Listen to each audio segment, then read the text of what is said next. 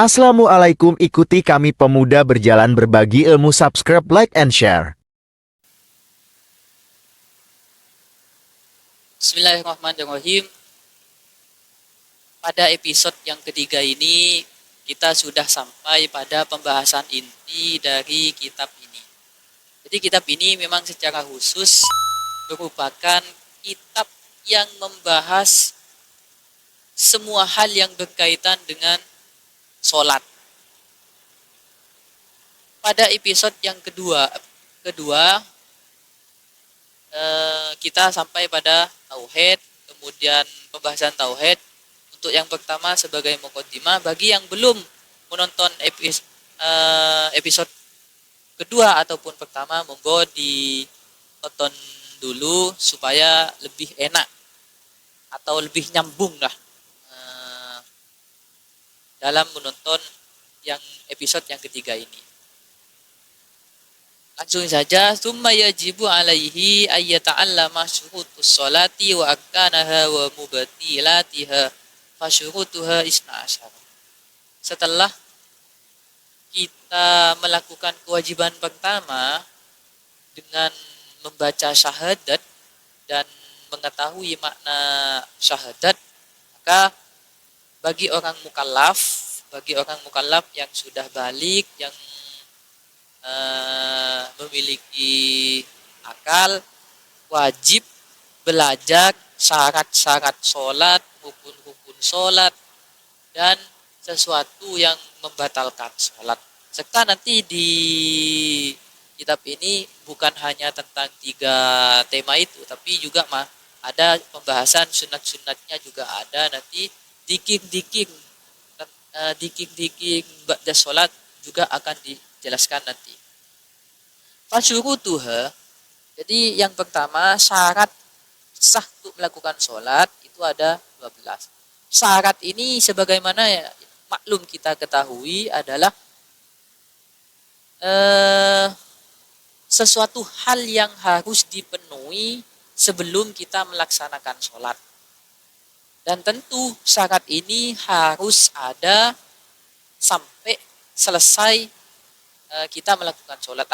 Artinya setelah syarat ini terpenuhi, baru kita boleh melakukan sholat. Lah dalam pelaksanaan sholat itu juga syarat ini harus juga dijaga. Artinya bukan setelah melakukan syarat ini lalu kita sholat dan syarat ini tidak dipertimbangkan lagi. Yang dimaksud syarat itu adalah semua hal yang harus dilakukan sebelum melakukan ibadah dan harus ada atau terpenuhi sampai ibadah tersebut selesai. Ya tidak terkhusus pada sholat tok lah, semua ibadah seperti itu. Syarat-syarat sholat semuanya ada 12. Al-awwalu taharatus saubi wal badani wal makani minan najasati. Syarat pertama yang harus dilakukan oleh seseorang yang ingin sholat, pakaian, badan, tempat harus suci dari najis. Apa saja hal-hal yang termasuk perkara najis di sini dijelaskan, wahiyya al-khamru wal baulu wal wa'itu wal qausu wad damu wal qayhu wal kalbu wal hinziru wa far'u ahadihima wal maitatu wa sya'ruha wa difluha wa jilduha wa atmuha illa maitatal adami was samaka wal jarada wal mudakkatal mubahu akluha. Di dalam Safinatus Sholat ini dijelaskan termasuk hal atau perkara najis, yaitu adalah khamr, kencing, kemudian BAB, kotoran hewan, darah, nanah, kemudian muntahan, khinzir dan kalbun, babi dan celeng, dan kedua atau anak-anak atau ya anak-anaknya lah, anak-anak kedua-duanya.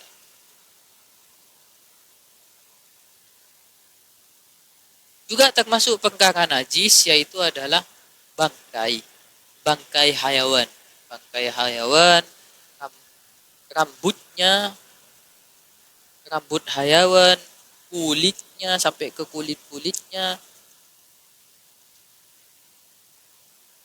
kukunya, semuanya masuk najis. Sehingga fama talaqat hadihin najasatu saubal insan au badanahu au musallahu au ghayraha minal jamidati ma'a rutubatin fiha au fi mulakiha fa in kana laha ta'mun aw launan aw rihun wajaba wasluhuma hatta yazula. Sehingga ketika kita bersentuhan bersentuhan dengan najis-najis yang telah disebutkan, baik pakaian, badan atau tempat musola atau yang lainnya dari sesuatu yang kengas tapi ada basah-basahannya, maka ketika najis itu berupa ada bentuknya, ada rasanya, ada baunya, dan ada warnanya, wajib untuk dibasuh sehingga hilang atau wajib disucikan lah, wajib disucikan, gampangnya seperti itu. Itu ketika nanti dikategorikan namanya itu najis mutawassithah. Itu yang dikatakan atau najis ainiyah lah. Cara mensucikannya itu adalah dengan dibasuh dan dihilangkan dengan air mutlak. Cuma yazidu fi najasatil kalbi wal hinzing sitta wa salatin.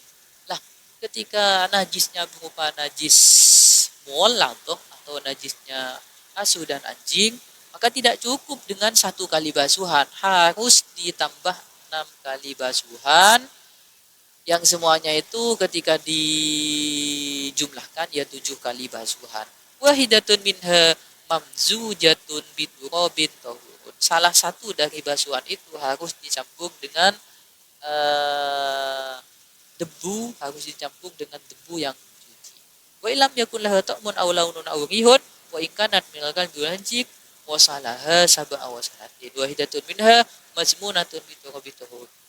Ketika najisnya itu sudah tidak ada rasa, warna, dan bau, maka ketika najis berupa najis muoladoh, tetap cara mencucikannya dengan cara 7 kali basuhan tersebut dan dengan cara yang sama. Wa in kanat min wairihima wasalaha marotan wahidatan. Ketika najisnya itu selain najis muladoh, maka cukup dengan 1 kali basuhan atau usap. Wa yajibu sabbul ma'i 'alal mutanajjis idza kana al-ma'u dunal bulatan. Dan wajib untuk menyiram air pada perkara yang terkena najis itu, baik badan ataupun pakaian ataupun tempat yang sholat yang akan kita pakai, wajib untuk menyampaikan air atau meratakan air pada najis itu ketika airnya kurang dari 2 kullah. Ketika kurang dari 2 kullah, wajib disiram maksudnya. Tidak boleh misalnya air kurang 2 kullah kemudian dimasukkan perkara najis, cara mensucikannya itu dimasukkan, dicebukkan, ya maka akan menjadi najis semua. Jadi kalau airnya kurang 2 kullah maka wajib disiram, bukan didatangkan najisnya lalu dimasukkan pada tempat airnya tersebut. Fa in adkhala al-mutanajjisa fihi lam yatbu mutanajjisa al-ma'u wa mulaki. Jadi dikatakan di sini andaikan airnya itu tidak disiram melainkan dimasukkan pada perkara najis tersebut, maka ya tidak menjadi suci, bahkan nanti menjadikan air yang terkena mutanajis itu sebagai najis serta wadahnya juga masuk najis.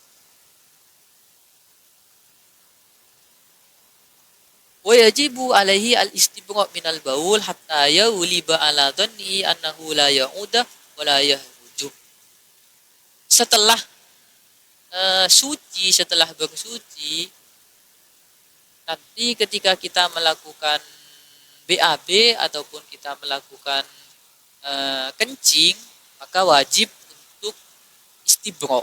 Istibro itu membersihkan setelah kencing, maka kita istibro. Istibro itu dikatakan di sini ketika kita sudah selesai melakukan kencing, maka oleh ulama itu cara istibro-nya itu nanti beda-beda. Ada yang menganjurkan untuk istibro berdhem, supaya sisa-sisa kencing kita itu keluar semua.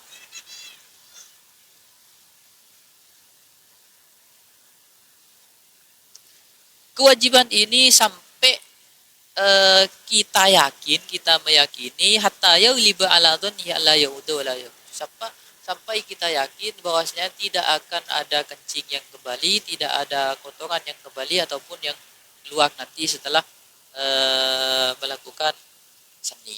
Tsumma yastanji wa yumhi duburahu hatta yasila ma fi tabaqatihi minan najasati. Lah ketika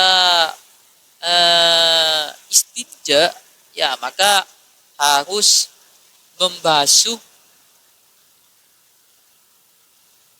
lipatan-lipatan, harus membasuh bagian-bagian yang sekiranya pada bagian itu sulit untuk dijangkau, itu juga wajib dibersihkan juga.